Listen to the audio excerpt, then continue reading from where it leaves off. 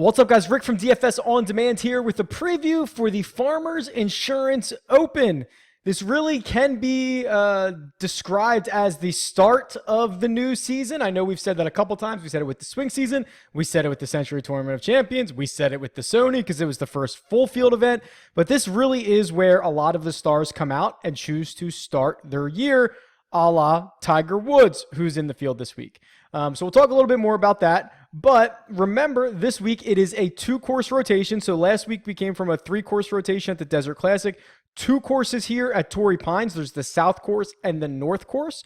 We'll talk a little bit more about the difference in key stats in just a bit. But keep in mind, the South Course is one of the toughest courses that these guys are going to see all year outside of the majors. It's the longest course. It's going to play about 7,700 yards. Very difficult, very penal if you miss the fairway.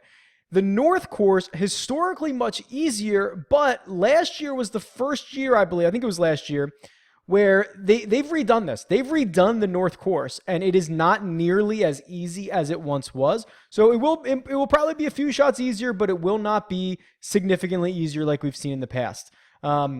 Each player is going to play a round on Thursday and a round on Friday at one of these 2 courses. Then they'll flip. And then the weekend is just going to be the South Course completely after they make the cut. So 3 rounds at the South Course, 1 round at the North Course. All right. Additionally, or finally, before we jump into this, it's early on Monday. The salaries just came out. So we've done this a couple times last year and we got pretty good reviews. I'm going to treat this like a first look, okay? I'm looking at all of this stuff at the same time that you are. Literally, the salaries came out, I don't know, 30, 40 minutes ago. I've updated the tools, and I am now recording this video. So I have not done much research, but we will go through some of the aspects that I look at on a weekly basis. All right, enough talking. Let's do it. All right, let's start here with the cheat sheet, and we'll notice right out of the gate, 5 guys priced over $10,000. They are Rahm, Rory, Justin Rose, Tiger, and Jason Day. A lot of past champions here, right? In this group, Jason Day's won here twice. Tiger has won here, a million times. John Rahm won here in 2017. Rory has never played Torrey Pines, the Farmers Insurance Open. He's going to tee it up this year. And then Justin Rose has had really good success, 2 top 10s, 2 top 8s the last 2 years. So right out of the gate, let's talk about the pricing. Rahm at $11,400, pretty obvious that he is the top end here, considering he is scorching hot right now between the end of last season, the Hero World Challenge. He finished 6th at the Desert Classic last week. He's won it 2 years ago. This makes a lot of sense. Rory at 11-1. As much of a big Rory fan that I am, 11-1 feels a bit steep here, at least compared with these other guys.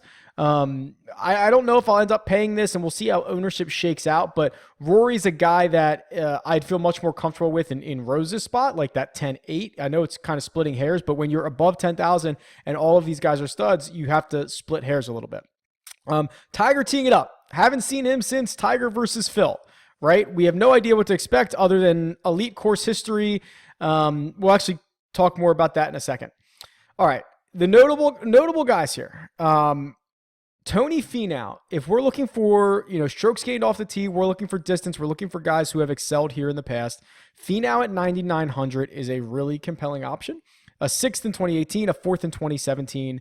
To me, and we'll do the math on this at some point this week, so follow me on Twitter. If you started your lineups at 9,900 with Tony Finau, I wonder what you could create. Okay.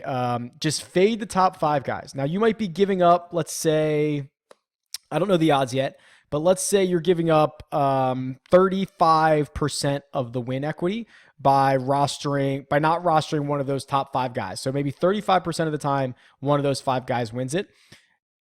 Meaning 65% of the time they don't. So if one of them doesn't win it, you might be in trouble if you're paying that much. So $9,900 for Finau, really, really interesting. I think if he's going to be popular. So I think if you're going to put him in a lot of lineups, you almost have to start your lineups there. Couple interesting names here. Xander 94, Fowler 9,300, and Jordan Spieth 8,900. I should go back and look this up. Actually, hang tight. Let me see if I can find this.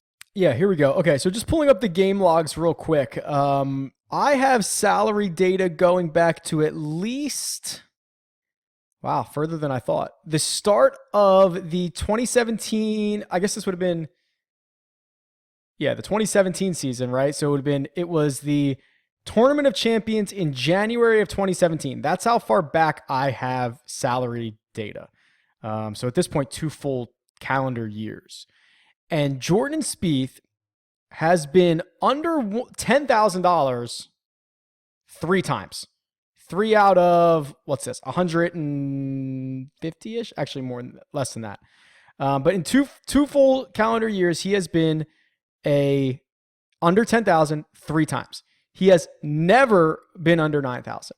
And I think that obviously is a combination of a couple of things. We know how terrible he's been, and it's kind of been a bloodbath for him here at Torrey Pines. You can see he hasn't played it all that often. He played in 2015, missed the cut, played in 2013, missed the cut. He did have a top 20 sandwiched in the middle there, but I'm not sure he's long enough where this course really fits him.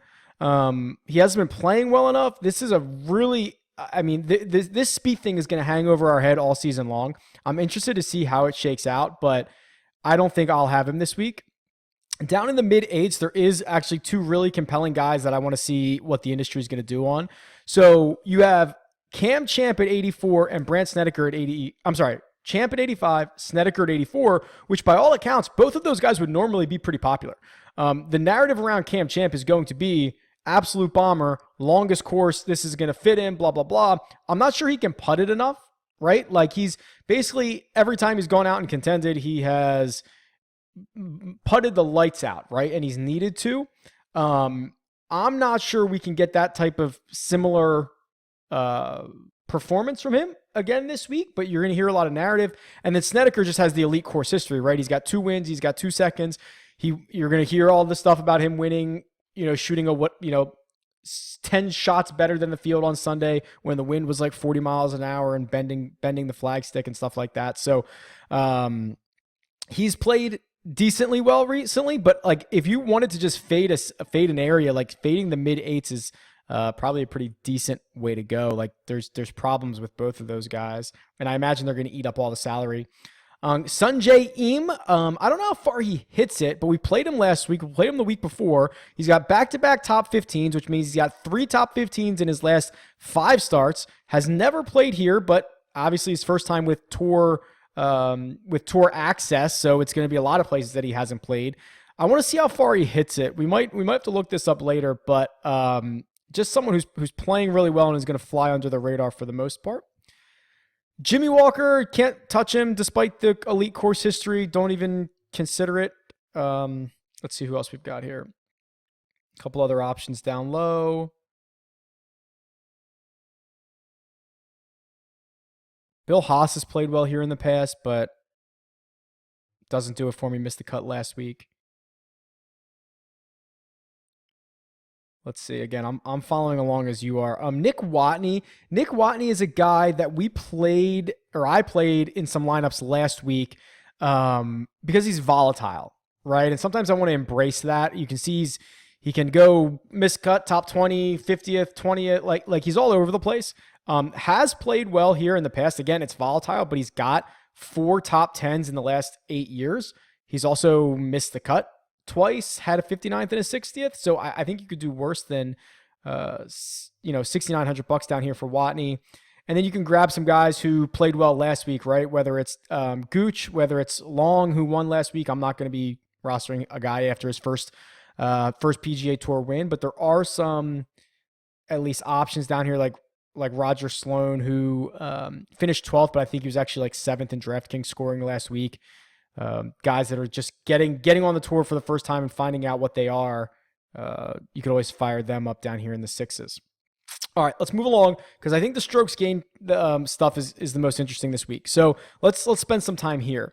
What we need to figure out is what stats are valuable this week, and I'll tell you, it's strokes gained off the tee, driving distance, putting as well. So let's look at some of these guys. And this is what I kind of wanted to talk about with Tiger and why he continues to be a difficult roster in DFS. Of the guys over $10,000 in the last 30 weeks, so this goes back to June, which is basically like, this is the run of Tiger. This is when he had his really, really good success. So I'm not, putting a bias on this. He's gaining 0.14 strokes off the tee. For comparison purposes, Rahm, McIlroy, Rose are 0.61, 0.81, and 0.6. So like 4 to 5 times better. Jason Day actually losing strokes off the tee. And then you get down right here to Tony Finau. And this is why it's so compelling. Again, last 30 weeks, Finau is basically elite in this field off the tee, elite tee to green, pretty good in approaches, gaining around the greens and gaining putting. Like, that is a really compelling argument to make to start your lineups there. Additionally, with Cantlay, Woodland, like, these are the types of guys that are filling it up in all categories that really interest me. Let's see if I can sort by each one of these and find some value. So strokes gained off the tee. There's Cam Champ. There's Luke List, who will, if his putter ever gets hot, he's going to win. Here's Abraham Answer, who we have played a lot recently. And without his Saturday round last week, like, the Saturday round was the worst. He made another charge on Sunday. I forget what he finished. I can flip back, but at only $8,200, this guy can play. Neiman's still on here. Rory's on here for off the tee. Finau, Woodland, Cantlay, Kierdat, the normal faces. Let's do approaches here. See who we can find. Hideki at 8,000. Pretty interesting. Actually not losing strokes putting in the last 30 weeks, which is, the guy's a terrible putter. He's trying that new stance. He's trying a lot of different things. He's always going to be elite in approaches. He hits it far enough. $8,000 could be a pretty good buy here. As far as values go, Gooch, Herman, I wouldn't play Herman, doesn't hit it far enough. Sam Ryder and Keegan here as well. Around the green, which there's going to be some sticky situations. I can tell you from experience out here at Torrey Pines. Going to be some really sticky situations. Those guys are Cauley, Munoz, Patrick Reed, Justin Rose, Kierdat again. But I'm not sure that's a stat. Like, if you're having to get up and down out here at Torrey, you might be in a little bit of trouble. And then putting opens up a lot of value. Here's Cameron Champ, but again, like, I don't know if that number, he's like top 6 here. I don't know if this number is really realistic for him. To keep up this pace. Noren's on this list. We saw him in the final group last year until the whole JB Holmes stuff happened, and he took like 4 minutes to play a shot. Bo Hostler, who missed the cut last week, losing strokes in every category but putting, so not sure if you really want to invest there. So let's just recap this, okay? And we'll go back to salary because I think that's worth it. So of the top 5 or 6 guys, could not blame you for rostering any of them outside of maybe Tiger, which I hate to say, but his salary is always too much because the public loves him. Great course history. He's going to be popular. Everyone's going to play him, and there's really good options. I think there's also a case to be made, and I'll try to get the numbers on this when the odds come out, to fade all the guys over 10,000. This might be what I do. So usually, this is a good conversation. Usually I will get a stud into my lineups, and what I have found is the more efficient that the pricing gets on DraftKings, you have to start getting down into like the $6,500 range, or like there's, I'm sorry, I shouldn't say 6,500, like 65 to 72. You have to play somebody in there. And we end up playing like Brian Stewart last week, who actually worked out, but he's $6,900 and he's in all lineups. Getting a more well-balanced approach, which is where we found success at the Masters, because that pricing is softer anyway, but we were able to do our core cascading method with a bunch of middle guys and hoping to get the right combination, and it worked out. We won that GPP. So I think there is a kind of a case to be made here about starting to make some more balanced lineups. We'll run the numbers on this week and see what kind of win equity we're giving up. But like, if you could get a bunch of Finau and core cascade him and get like, Cantlay into your lineups and get Hideki into your lineups and get just a bunch of these middle guys who I think are interesting. I think that's a good opportunity here. All right. So That's the top end of it. Middle, you get guys like Champ if you want to buy back in, and Snedeker, but I assume they're both going to be very, very popular. We'll see as the week goes on. A really good pivot would be Abraham Answer, and Hideki down here at 8,000. Luke List, actually, this is pretty interesting. So Billy Horschel, a lot of his strokes gain, I don't know when the last time he played was.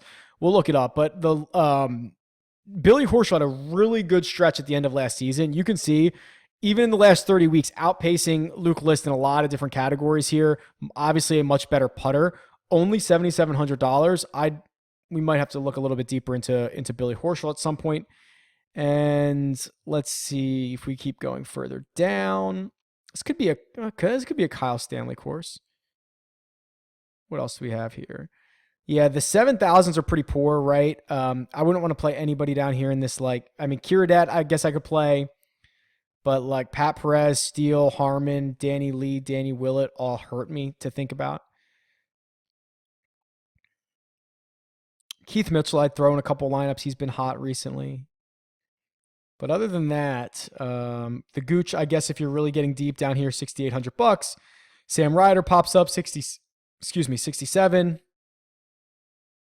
So there's some options, but I think we might take an approach of going with a more balanced lineup this week.